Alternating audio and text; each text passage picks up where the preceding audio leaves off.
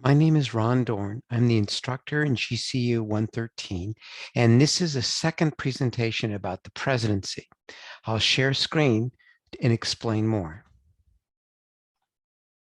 So Dr. Brian Dille's presentation on the presidency is a bit outdated, although it's still brilliant. It covers many aspects of the presidency, but there's a need for a second piece of a lecture, and the question pool, the pool of questions on the presidency, will include Dr. Dille's lecture and this one.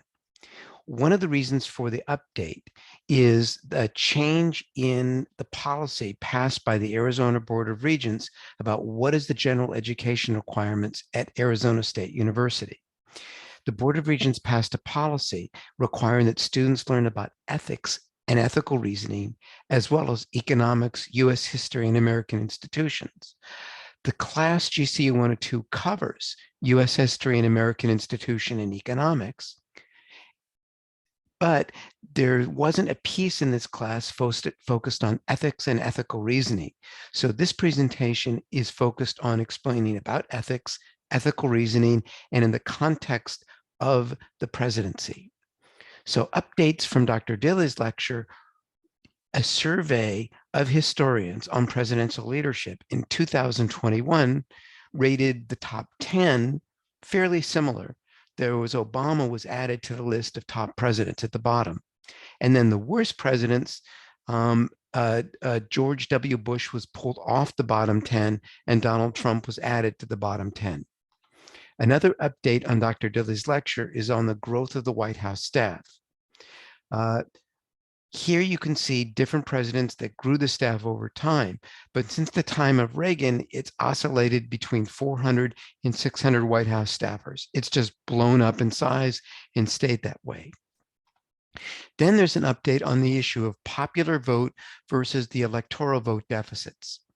Added to the list is George W. Bush, who had a major popular vote deficit in the year 2000, but won the electoral votes. And Donald Trump had an even larger deficit in the popular vote, but won the electoral vote. So for example, in George W. Bush versus Al Gore won 540,000 more votes, but Bush won the electoral vote. And in 2016, Hillary Clinton won 2.9 million more, but Donald Trump finished with more electoral votes. And in 2020, Biden had many, many more votes than Trump and also won the Electoral College vote. So the issue of minority rule can happen in the United States under the current Constitution. And so one way to look at the issue of popular vote and electoral votes is in a graph, in simulating what can happen with the Electoral College. And basically, if you have a 50-50 split, the chances are pretty good both ways will go. But the more the popular vote the higher the popular vote, the less of a chance that the Republicans will win the Electoral College. So let's say the more and more votes for a Democrat lessens the chance that the Republicans will win the Electoral College. And same for if there's more and more Republicans voting, there's less of a chance for winning the Electoral College. Pause the presentation and take a look at this graph. It's a pretty good analysis. But this presentation focuses on ethics, ethical reasoning, and contextualizes this in the presidency. There's no historian survey about ethics. The closest that occurs in the presidential historian survey is moral authority. So I want to try and be as nonpartisan as possible in this presentation and select the two worst presidents in modern history, one from each party. Clinton, with the worst moral authority ranking, and we're close to the worst moral authority ranking, 38th, and Trump with the worst moral authority ranking by presidential historians, 44th. The University of Teaching of Ethics, in a particular context like the presidency or an environmental class or in engineering or in business, I like for this class The framework of Brown University's contextualization. This is a link to their framework for making ethical decisions in the context of a college class like this one. So the first thing to explain is, what is ethics? Ethics provides a set of standards for behavior that helps us decide how we ought to act in a range of situations. In a sense, we can say that ethics is all about making choices and about providing reasons why we should make these choices. There's confusion over ethics versus morality. Many people use the term morality and ethics interchangeably. Others reserve morality for the state of virtue, while seeing ethics as a code that enables morality. Another way to think about the relationship between ethics and morality is to see ethics as providing a rational basis for morality. That is, ethics provides good reasons for why something is moral. There's also confusion over ethics that it's not religion and it's not law.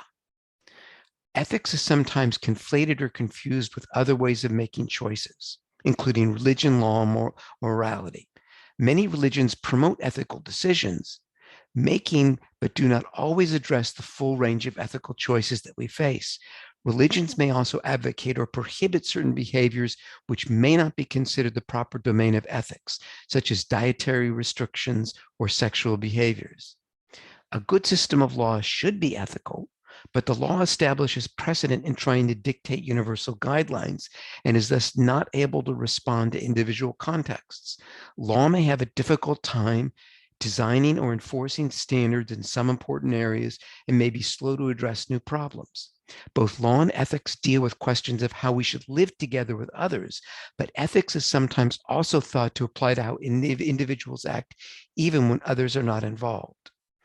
There are many, many ethical systems that are typically organized by academics into three broad areas of ethical theory: consequentialist theories, which are primarily concerned with the ethical consequences of particular actions; non-consequentialist theories, which tend to be broadly concerned with the intentions of the person making ethical decisions about particular actions; and agent-centered theories, which, unlike the other two, are more concerned with the overall ethical status of individuals or agents and are less concerned to identify the morality of particular actions. Each of these broad categories contains many different approaches to ethics, some of which share characteristics. The field of applied ethics is best explained by the different components of applied ethics. The terms used in applied ethics are varied, but applied ethics in general, which you are going to try and do here, deals with issues in private or public life that are matters of ethical judgments. So there's obligatory. So when we say something is ethically obligatory, we mean that it is not only the right thing to do, but that it is wrong not to do it. When something is impermissible, the opposite of ethical obligatory action is an action that is ethically impermissible, meaning that it's wrong to do it and it's right not to do it. For example, we would say that murder is ethically impermissible. Permissible, sometimes actions are referred to as ethically permissible or ethically neutral because it's neither right nor wrong to do them or not to do them. We might say that having plastic surgery is ethically permissible because it's not wrong to have the surgery. It's not impermissible, but neither is it ethically necessary, obligatory to have the surgery.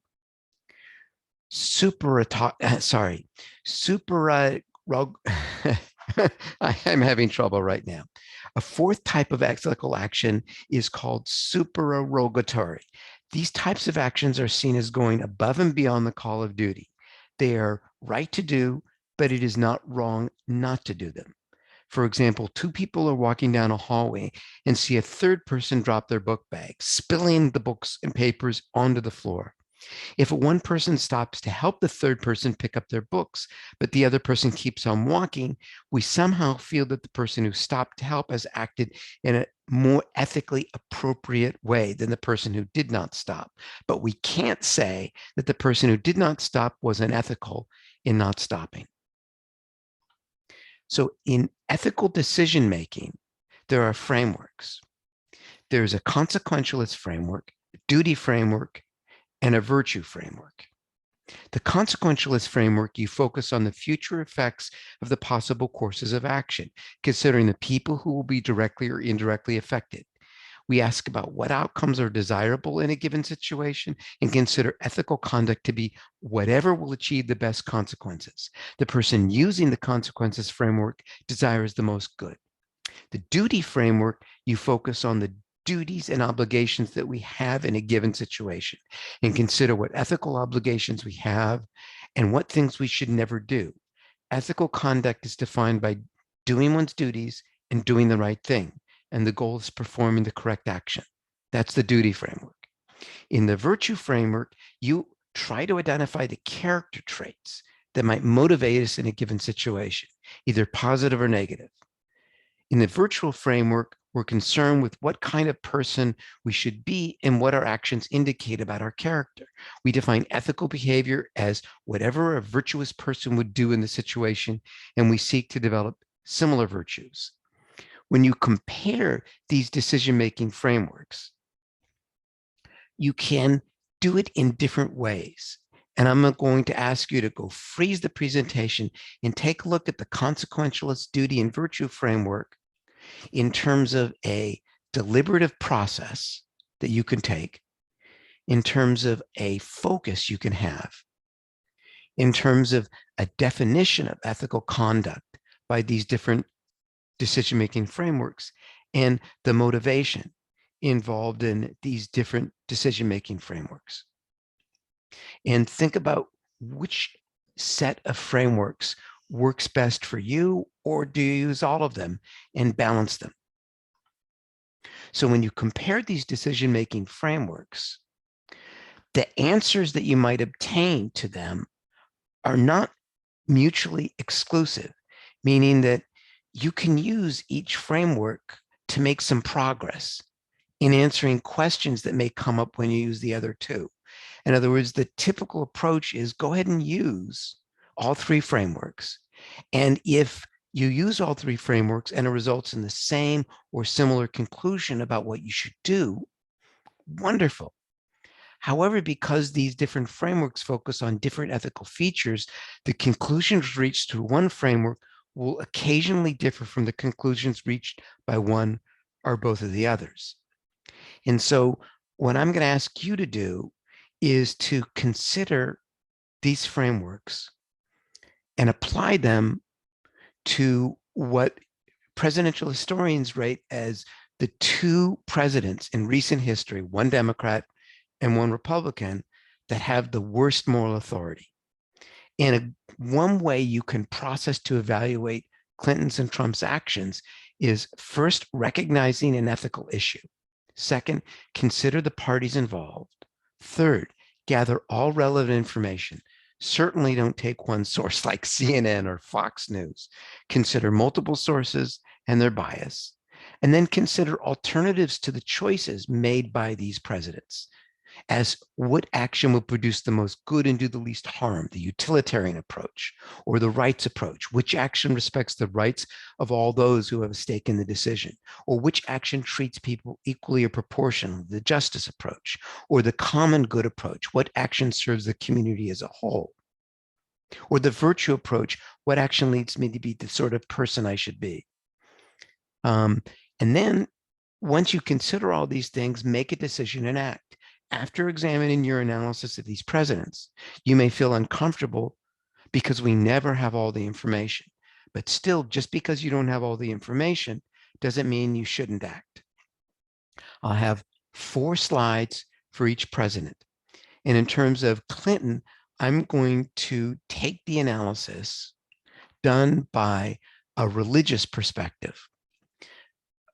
95 religious scholars signed a Wall Street Journal editorial and analyzed and looked at Clinton in the time frame, Bill Clinton, William Jefferson Clinton, in the time frame of 1998. And I'll just go ahead and read what they wrote in the Wall Street Journal. And keep in mind, this is a religious ethical perspective written to the Wall Street Journal analyzing Clinton's actions. One, many of us worry about the political misuse of religion and religious symbols, even as we endorse the public mission of our churches, synagogues, and mosques. In particular, we're concerned about the distortion that can come by association with presidential power in events like the presidential prayer breakfast on September 11th. We fear that the religious community is in danger of being called upon to provide authenticity for a politically motivated and incomplete repentance that seeks to avert serious consequences for wrongful acts. While we affirm that pastoral counseling sessions are an appropriate confidential arena to address these issues, we fear that announcing such meetings to convince the public of the president's sincerity compromises the integrity of religion. Two, we challenge the widespread assumption that forgiveness relieves a person of further responsibility and serious consequences. Three, we are aware that certain moral qualities are central to the survival of our political system, among which are truthfulness, integrity, respect for the law, respect for the dignity of others, adherence to the constitutional process, and a willingness to avoid the abuse of power. Certainly, this analysis would fall true for Trump as well. But in terms of Clinton, by his own admission, they write, the president has departed from ethical standards by abusing his presidential office, by his ill use of women, by his knowing manipulation of truth for indefensible ends. We are particularly troubled about debasing the language of public discourse with the aim of avoiding responsibilities for one's actions. That sounds like President Trump as well. Four, we are concerned about the impact of this crisis on our children and our students. Some of them feel betrayed by a president in whom they set their hopes, while others are troubled by his misuse of others, by which many in the administration, the political system, and the media were implicated in patterns of deceit and abuse. Again, similar pattern. Five, we urge the society as a whole to take account of the ethical commitments necessary for a civil society and to seek the integrity of both public and private morality. While partisan contexts have usually dominated past debates over public morality, we now confront a much deeper crisis whether the moral basis of the constitutional system itself will be lost. Again, very similar to Trump. So in turning to Trump's ethics, let's just add that what this is about Trump could fall true in pieces for other presidents. At a minimum, Trump stretches the truth. Some would say he lied in the State of the Union speech when he said, I have also made an ironclad pledge to American families. We will always protect patients with pre-existing conditions. But the Trump administration tried to undermine this provision. Trump also tends to use, even at present, even though he's no longer president, exaggerated language when praising his own actions. Kindness is involved in ethics. Let's not forget that during the 2016 presidential election, Trump called Senator McCain a loser because he was captured by the North Vietnamese. These are unkind words that lack empathy for someone who spent 5.5 years as a prisoner of war, is considered to be a war hero, and admired by millions of Americans. Trump's feud with McCain started in 2015 after McCain commented that Trump had fired up the crazies at a campaign rally. Rather than take the moral high road, Trump lashed out because McCain didn't support him.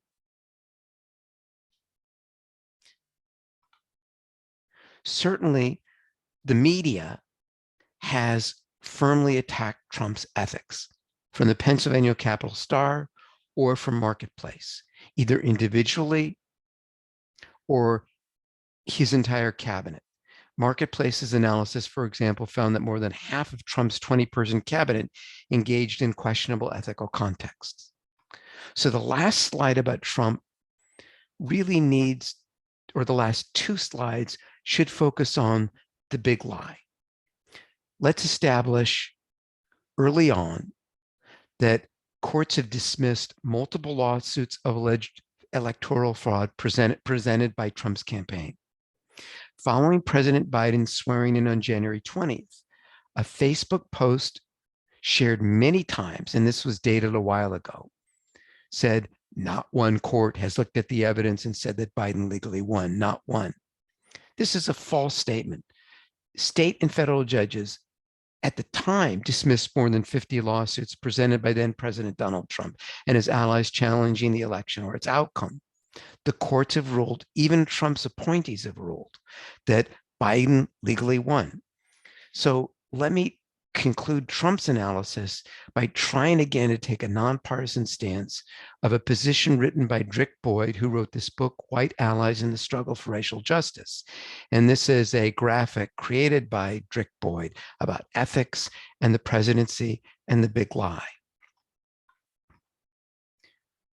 Supreme Court Justice Thurman pointed out, we may decide intellectually in favor of moral meaning only to find ourselves casting a dissenting ballot.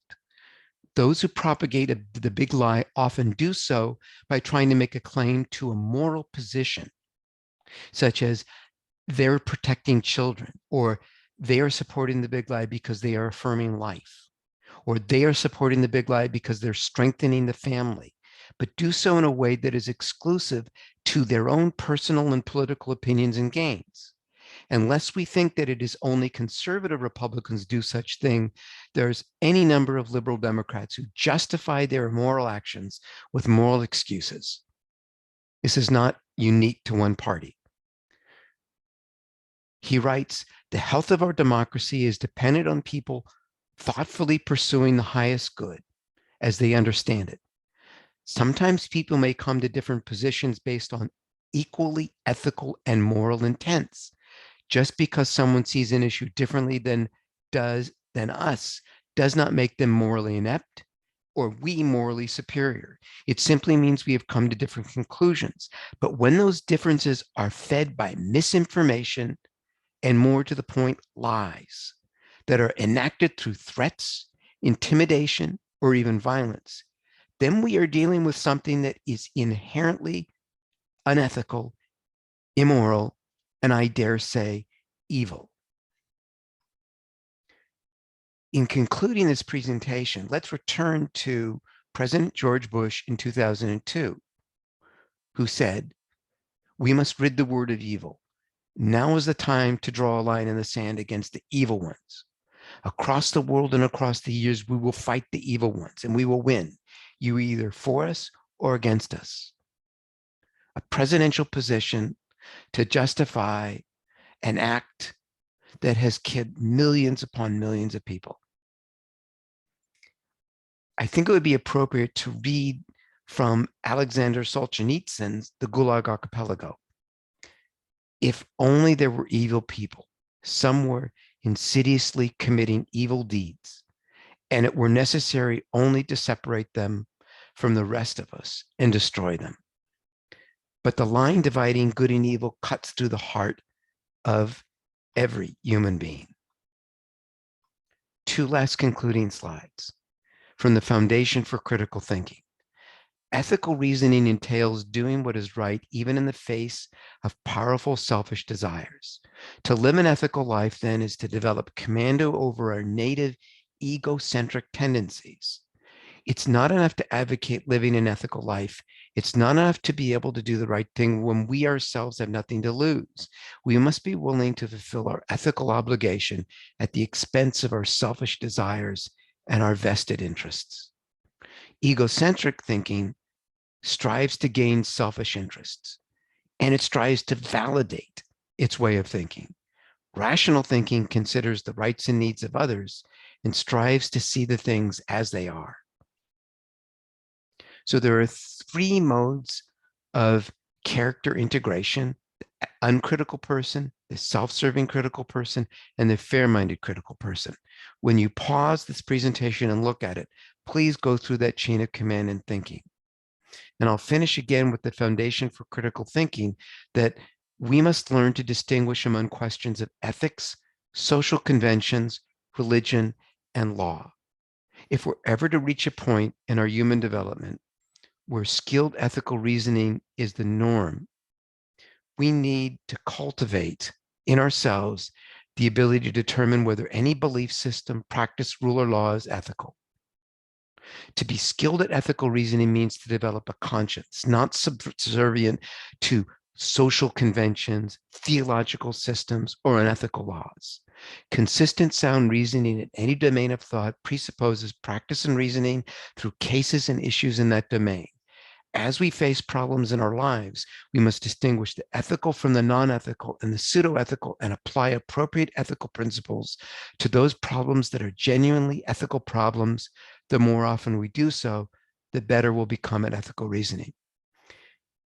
This ends the presentation about ethics and ethical reasoning, a requirement by the Arizona Board of Regents, but contextualized by the presidency. I appreciate your patience, and I wish you a good day.